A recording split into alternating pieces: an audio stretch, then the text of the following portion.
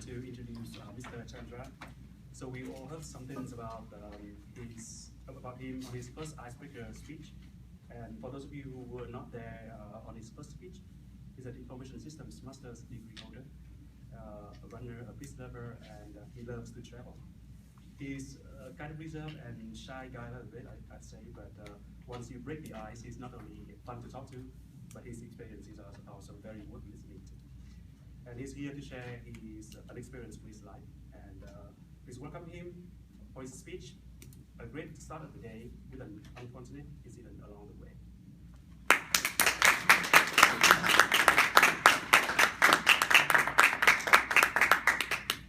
Good evening, everyone.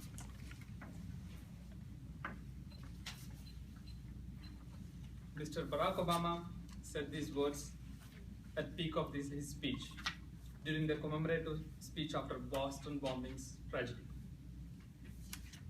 That's why a bomb can't beat us. That's why we don't hunker down. That's why we don't cower in fear. He also said, we carry on, we race, we strive, we build and we work and we love. There is a reason for me to quote this. I was one of the 500,000 spectators in the Boston 2013 marathon. My brother, who is an elite runner, ran the marathon that year. As an ardent lover of the sport, I went to Boston to cheer him up. So we gathered a day earlier in one of our relatives' place, myself and my brother and his family, his wife and his 10-year-old kid. We went for a good sightseeing in Boston. What a historic town and a beautiful place. Very awesome place. The very next day, which is a race day, the morning I just dropped my brother on the pickup area where they pick up all the runners. I came back, I got ready and went again with my brother's wife and his kid. So you cannot just go to the downtown using the car, you have to take the train. So we had to park the car far away and we took the train to the downtown. And we stopped at this place. So it's on 16th mile on the course, where we got down and we were waiting for my brother to cheer for him.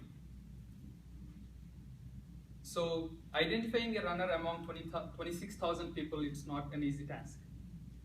But miraculously, we could spot him and we cheered for him, we took a picture, and Boston people are very warm, and what a crowd. So much of cheerfulness in the crowd. So we are done with that, and okay, we thought of going to the finish line. We moved and we took another train, and the plan was to go to the finish line, but I thought I'll stop one stop before and to catch a good picture before finishing. So I sent my brother's wife and her kid to the finish line, and I stopped at the stop before, called Canmore. I was waiting for him. Actually, by the time I went there, he just passed. I would have missed him by a minute or so. So this was on 25th mile. You must all know, the marathon is 26 miles.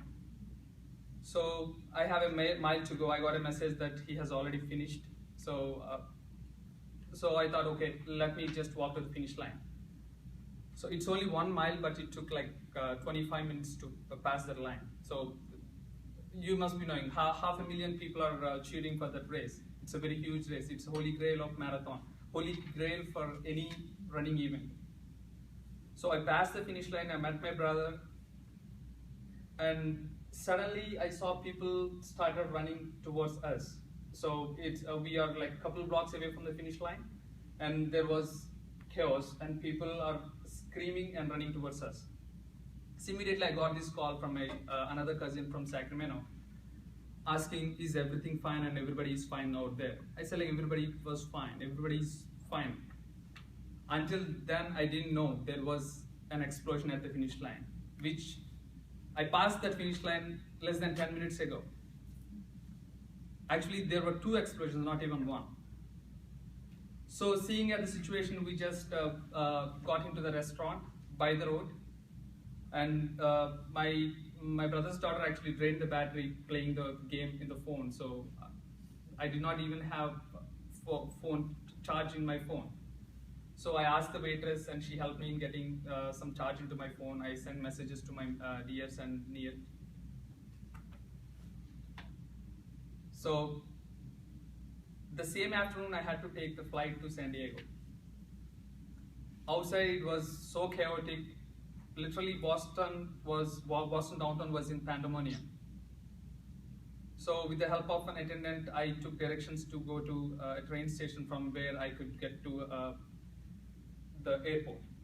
There was no public transport. All the traffic was in halt. It was literal chaos. So I took directions from him. I was already in panic mode. With the little directions what I had, I went ahead and took the train, and finally I made it to the airport. At the airport, even it was no different. It's so much chaotic there itself. I crossed the security check. There was no power in the airport. Can you believe that? So I had to take this escalator with no power. Finally, I made it to the San Diego. My thoughts were with my brother and family for their safe return. And the next day, they safely made it to the Canada. Later, I came to find out 3 people got killed in that incident, and more than 300 people got injured badly. Like rest of the world, I've been angry, confused, and saddened. I wanted to do something. All I could do is run. I ran harder for those people who cannot run. I dedicate my 1,000 miles, which I run so far, for all those victims and the deceased of this incident. Incidents like this will show the world how strong people can be and how strong Bostonians are in terms of helping the government to get to the people who did this incident. 26,000 people ran the race in 2013. You know what?